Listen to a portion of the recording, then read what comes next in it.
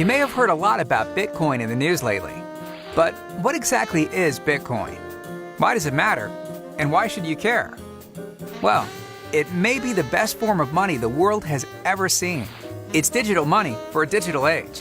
And it's the scarcest, most divisible, most transportable, most verifiable, and most recognizable form of money in history. How do we know this?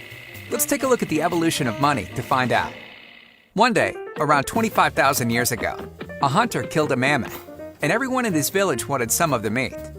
As he began to give the meat to the villagers, he had to keep track of who he gave it to and how much he gave. For thousands of years, this was how people conducted trade. Since there was no ledger to track who owed what, everyone was forced to keep track of their own debts. But what if he could come up with some sort of ledger that kept track of who owed him and how much they owed?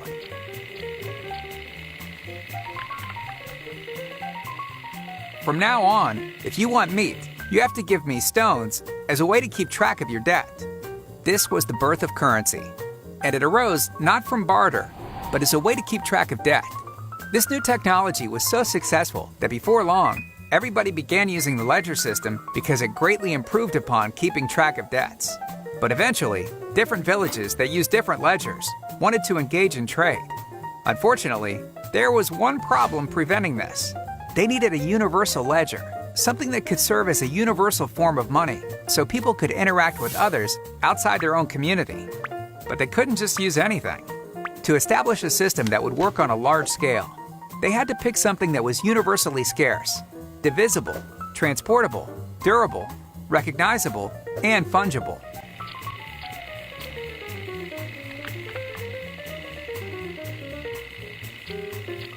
What about gold?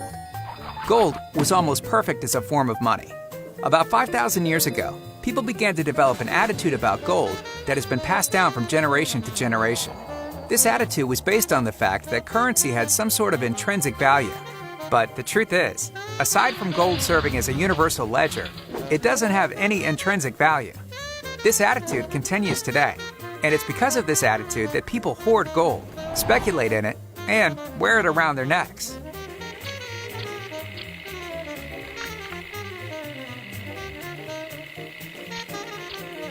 Gold served us well as a currency, but throughout history, people have been constantly seeking to utilize new technology to improve the economic system.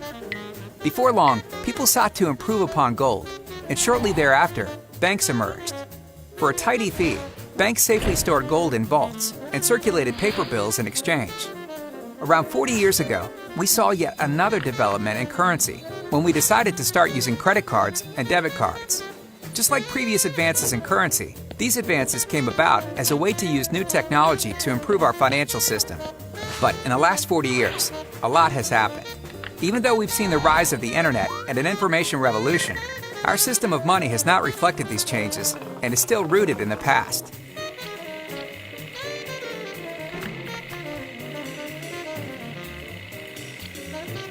Enter Bitcoin, the first form of truly digital money. Bitcoin was designed for the era of information and solves many of the disadvantages of physical and electronic money. Bitcoin is the first scarce digital resource to ever exist. By design, there will never be more than 21 million Bitcoins. Bitcoin is divisible. One Bitcoin is made of 1 million bits.